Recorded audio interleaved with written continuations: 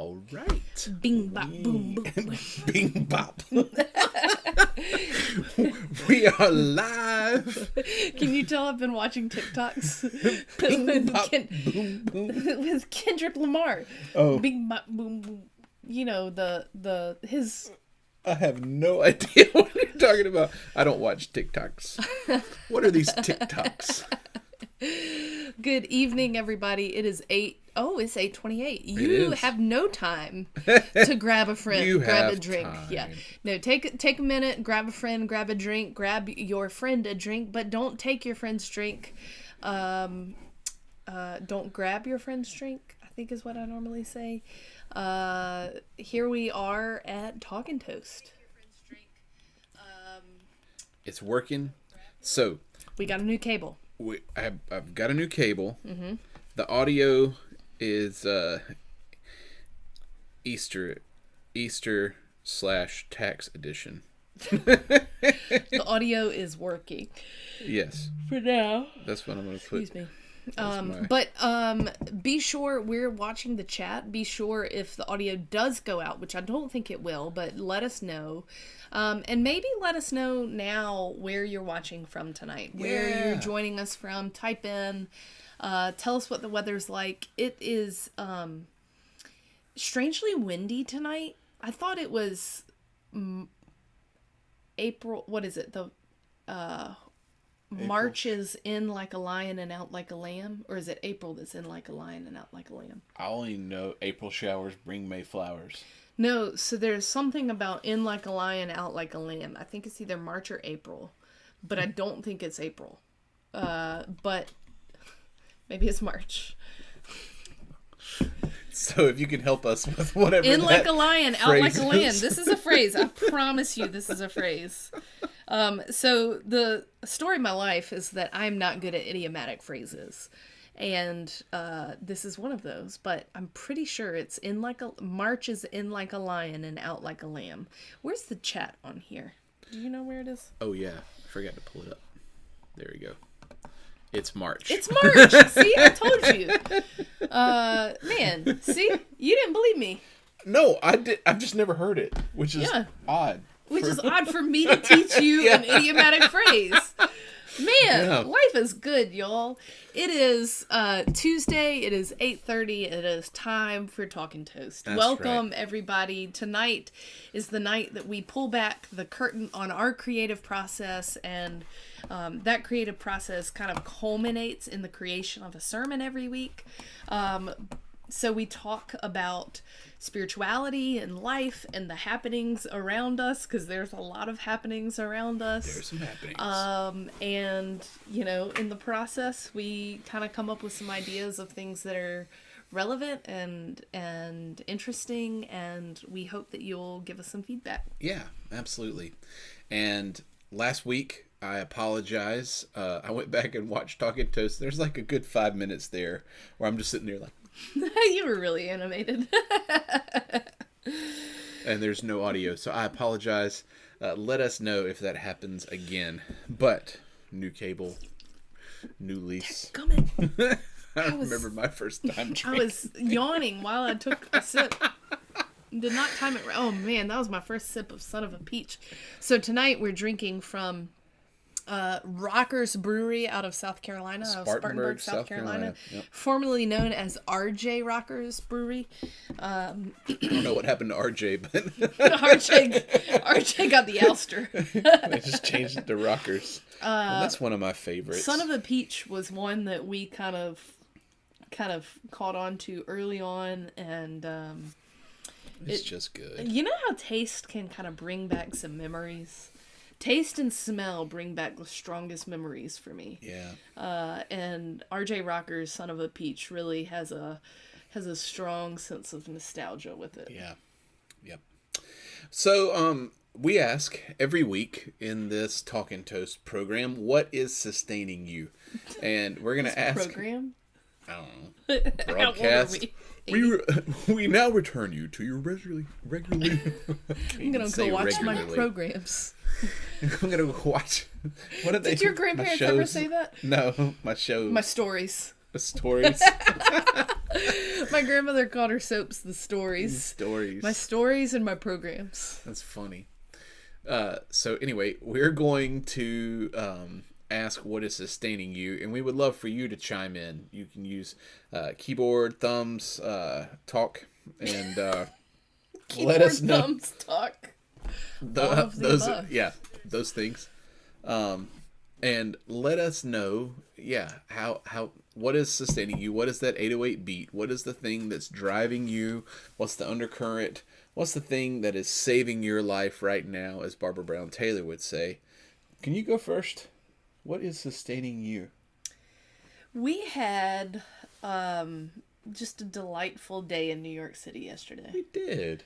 It was so great, and I still pinch myself at the idea that we live close enough where we can just take a day trip up to New York City. And we've gone up 3 times this year so far. Yeah. December into January into New Year's, and then January for Chinese New Year's, and then now. And I just feel like it's quickly becoming our little just kind of haven away from home. Getaway. Away from home. I don't know.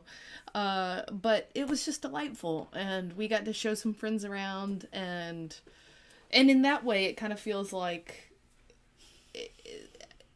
I don't even know how to explain it. A little bit of ownership with it. Yeah. But we went to the Strand, the big bookstore in New York City. We went to Central Park Zoo, which was, less than exciting, but it was an experience. And we just did city life for a little while, and it was great.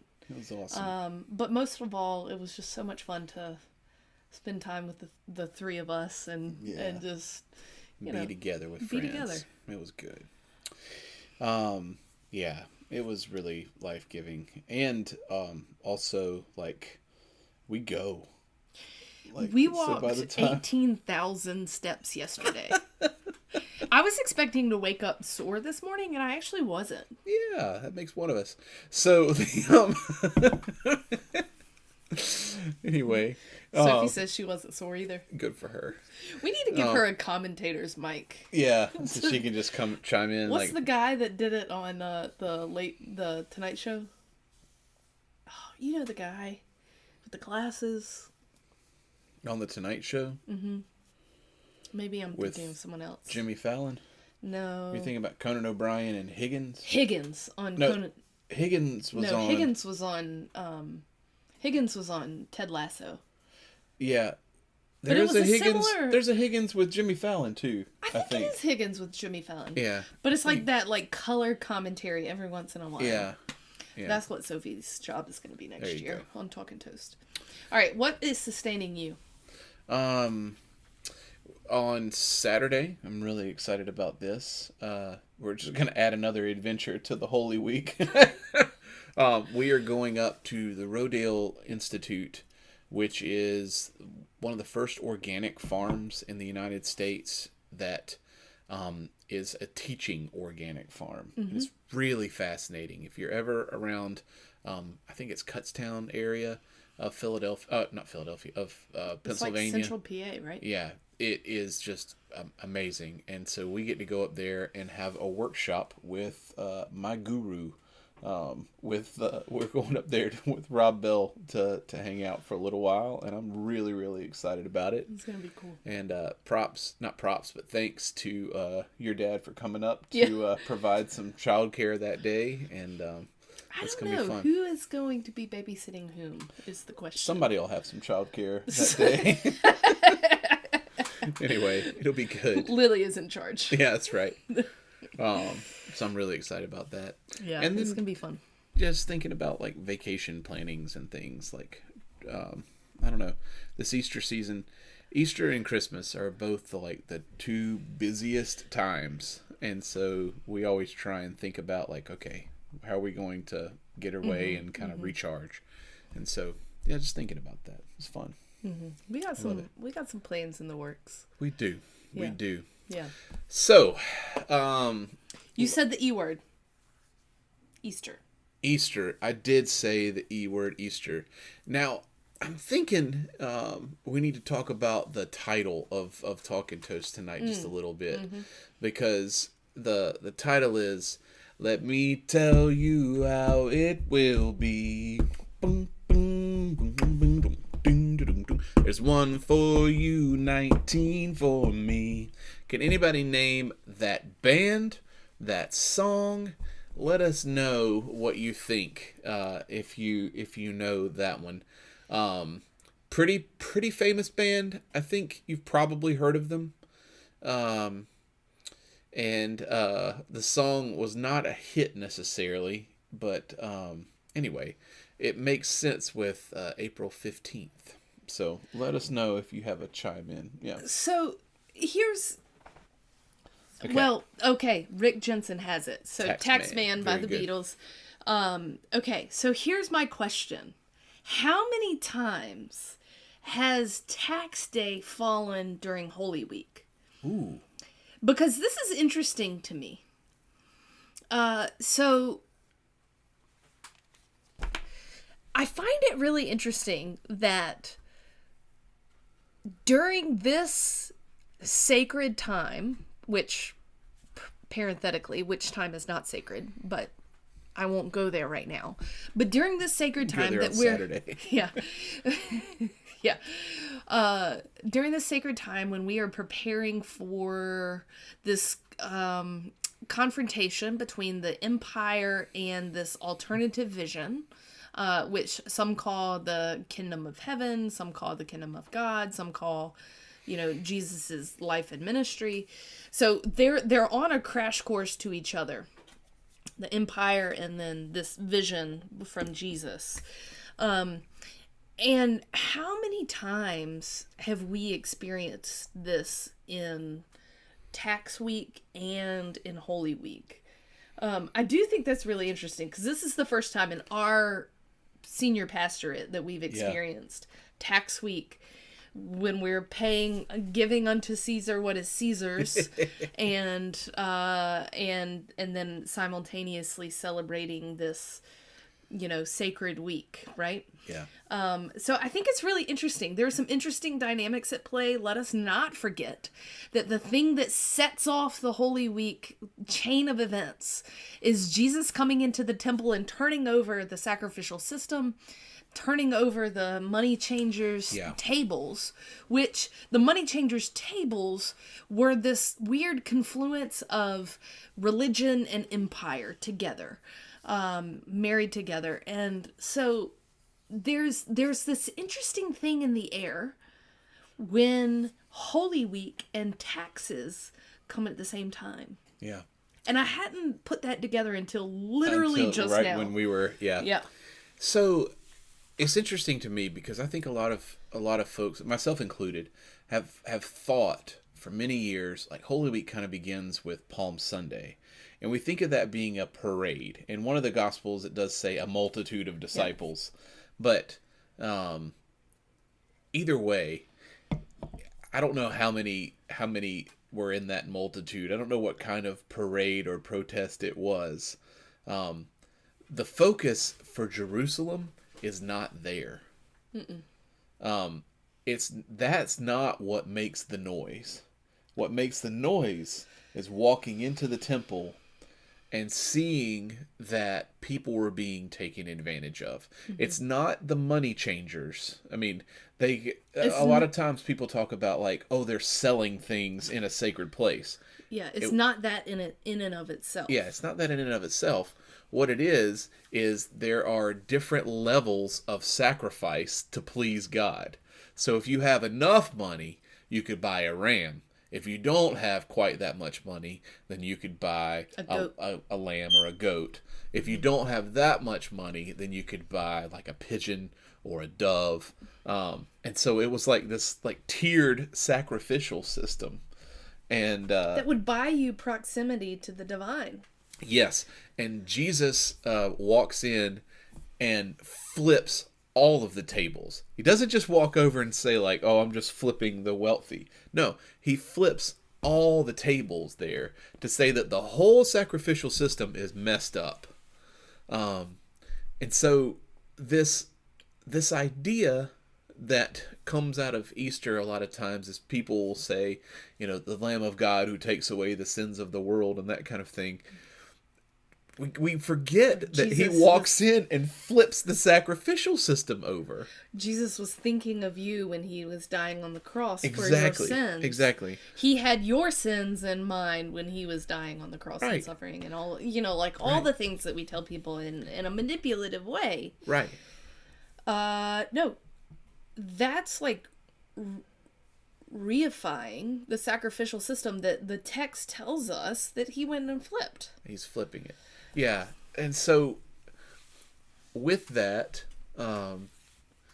Jesus doesn't die, isn't put on a cross, isn't remembered to this day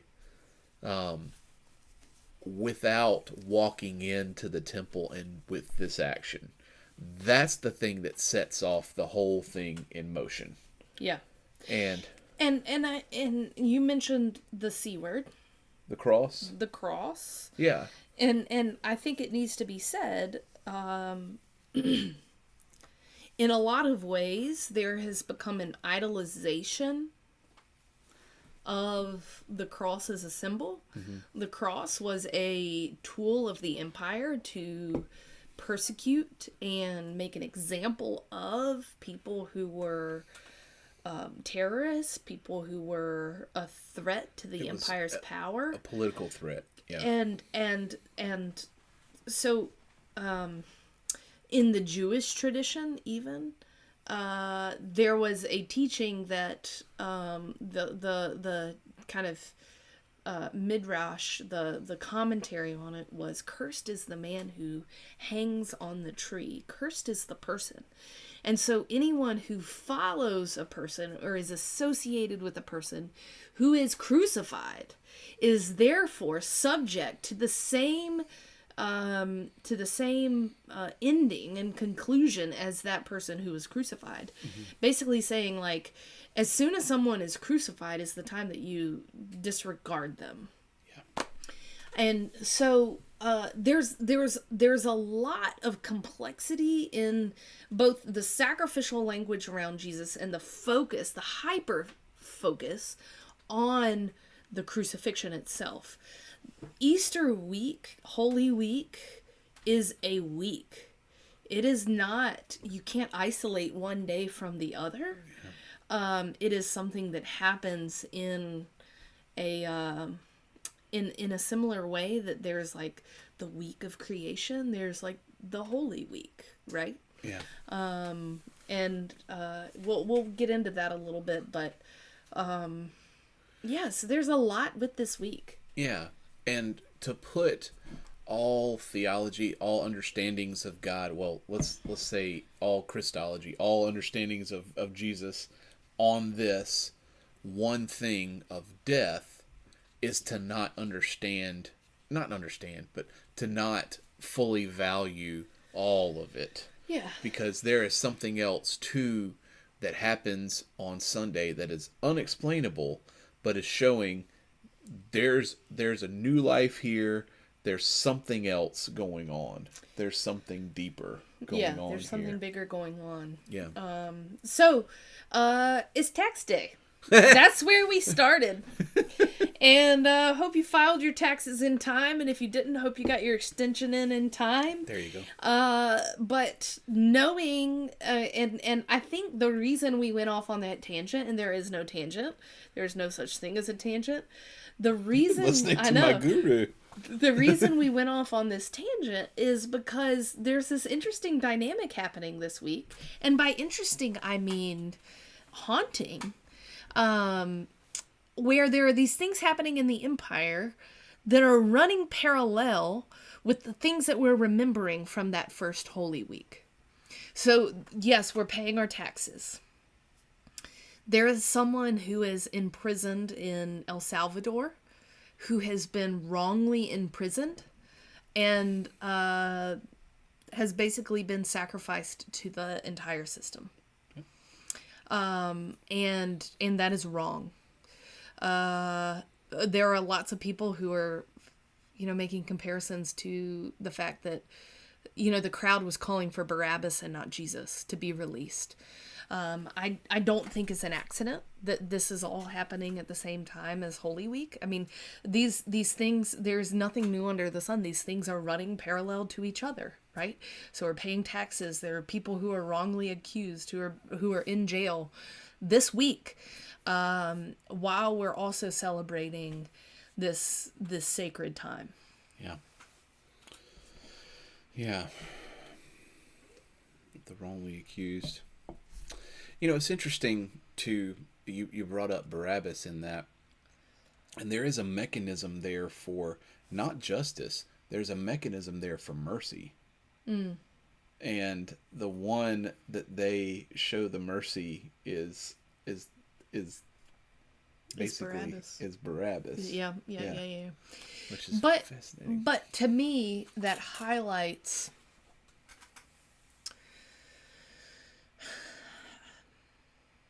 So we're going to get into talking about the Easter story as a parable in just a minute.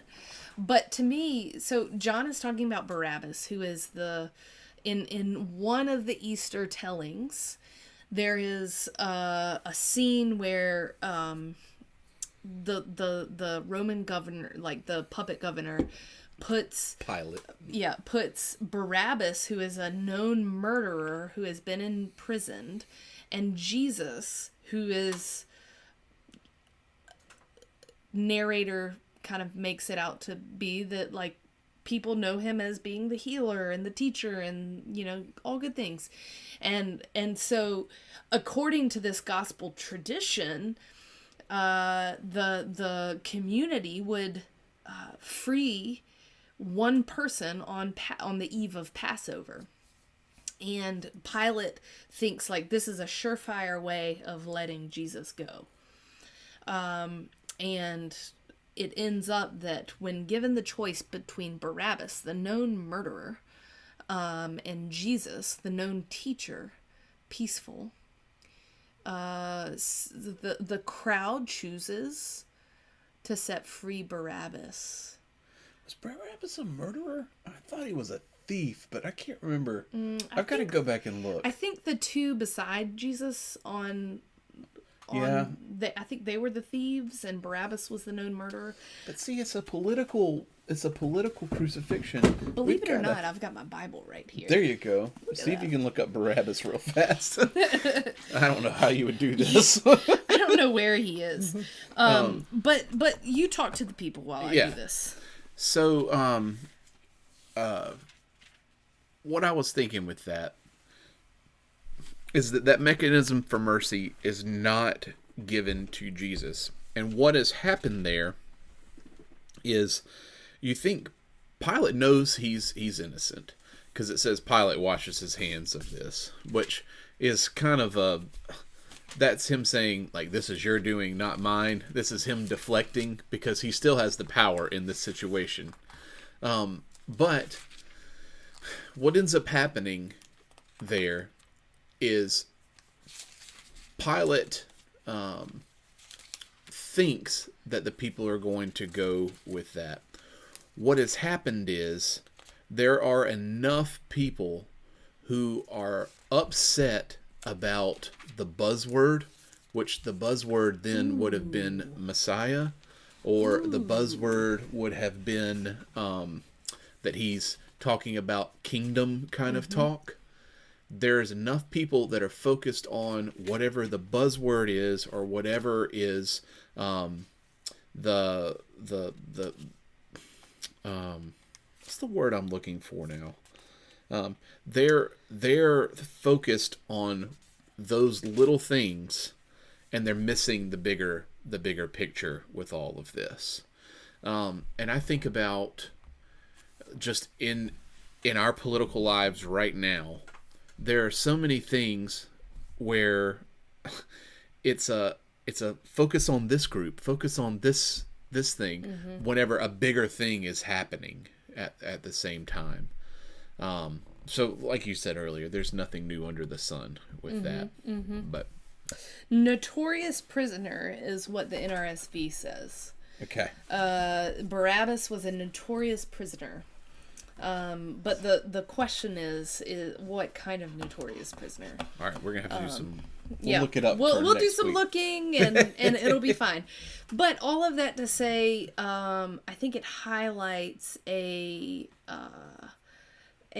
what John was saying is like a proclivity toward othering, and giving into that othering. So Jesus represented the other in that case, and the other is always demonized, in other with a capital O here. So we've It's interesting.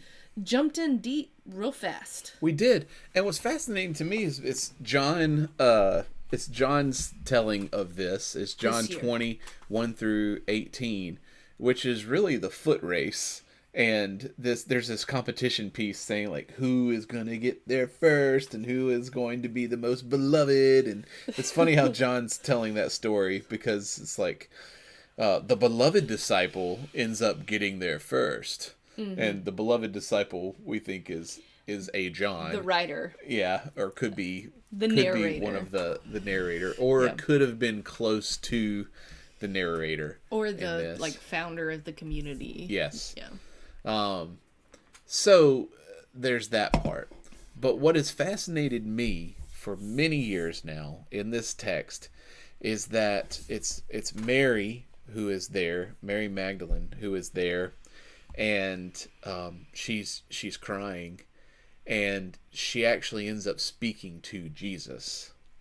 And this NRSV says, supposing him to be the gardener. Supposing him to be the gardener, she says, where have they taken him? That kind of thing. Supposing him to be the gardener. And I've always loved that, because like she even in her mistake, she still gets it right. It's still the gardener. It's still something more that's below the surface, that's popping up, that's deeper than we realize. Yeah. Supposing him to be the gardener. Well, I think that's an interesting foray into what I'm hoping to talk about on Sunday. And I think a lot of pastors wrestle with these big Sundays the most. Because the question is like, how much does the story change from year to year? Yeah. Like, for the most part, we preach one story a week once every 3 years. Yeah. And we don't come back to those stories, except for on Christmas and Easter. It's the same story every time. Right. And so the question is, for every preacher, is like, how do you make it feel new for yourself and for the people who are, listening and trying to glean something from this experience together. And I was thinking about this a couple of days ago, because I've been really racking my mind about this Easter sermon. It's been kind of stressing me out. Really? Yeah, no, like I, for the first time, I think ever, I don't know what I want to say on Easter. We'll get there. But I've been thinking about, several years ago, I preached about a parabolic understanding of Jesus's birth story. Mm-hmm. What happens if we read Jesus's birth story like we read literature, like we read, Beloved, like we read the parable of the sower, Jesus's parables. like we read Jesus's parables? What Yeah. happens if we read his birth story that is infused with a lot of symbolism intentionally, like one of those parables, parable of the Good Samaritan, parable of the prodigal son, those parables that are just like in the culture, right? And I was thinking about that, and John Dominic Crossan and Marcus Borg talk about a parabolic overture, that what happens in the beginning is just kind of a parable for what happens throughout. And so I wonder if what happens at the end is equally a parable or a summation of what happened throughout. Perhaps a parabolic conclusion or something, or a parabolic postlude, if you like, alliterations. So I wonder about reading the Easter stories. John and Peter and the women running to the tomb, racing to the tomb.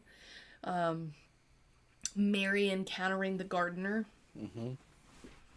All of it happening on the first day of the week, the first day of the new week. Mm-hmm. I wonder about reading this as a parable where the different characters have different interpretations. There's no one true interpretation where we glean wisdom through our imagination, not necessarily through fact. And what would happen then if we look at the Jesus story ending as a parable for new life, for resurrection that's happening all around us. Right, or even if you don't want to use that charged word, for the new life that's happening all around us. And I wonder about if that would isolate then the idolization of the crucifixion itself. If that would refocus on all of the powers and principalities that had something to do with this, parabolic event. I don't know. I'm curious about it. So I'm curious to kind of lean into that. I think that's probably where I'm going to end up going, but I'm not entirely sure. Well, we're also talking about a story that ends pretty quickly after this. Like Jesus' ministry, the Gospels are just about over whenever we get to this point, right? And what is following this? Appearances on the beach where he's not recognized. There's upper room gatherings where all of a sudden he comes through doors, like locked doors. There is room here for understanding this as there's something more going on here, that if you're focused just on the bodily resurrection. If you're just focused on all these little individual pieces, you're missing the forest for the trees. Well, yeah. I think back to I was a teenager when there was some discussion about the possibility of finding Jesus's bones. Yeah. Do you remember this? Maybe I was running in a different... I was running in kind of some evangelical adjacent communities at that time. But I clearly remembered this being a discussion. Huh. And I remember people saying, like, what are you going to do if they find Jesus's body tomorrow? And I remember thinking, like, okay, what's the big deal? Yeah. Like, if your Easter story is centered around Good Friday, I think there are some questions that would be required of reflecting on. But great. What you get there is a contingency, a dependency on there not being bones discovered. Yeah. Right? What you get there is a transactional thing that happens, and if you've got a transactional view of the divine, like, great, that's what you need. And if you're not in that space, and what you're open to or what you're interested in is what happens on Sunday, and then as a result you could look back and read the rest of the week or the rest of Jesus's life and ministry in light of that, I think that's a very different thing. And in many ways, that's how we treat the parables. Yeah.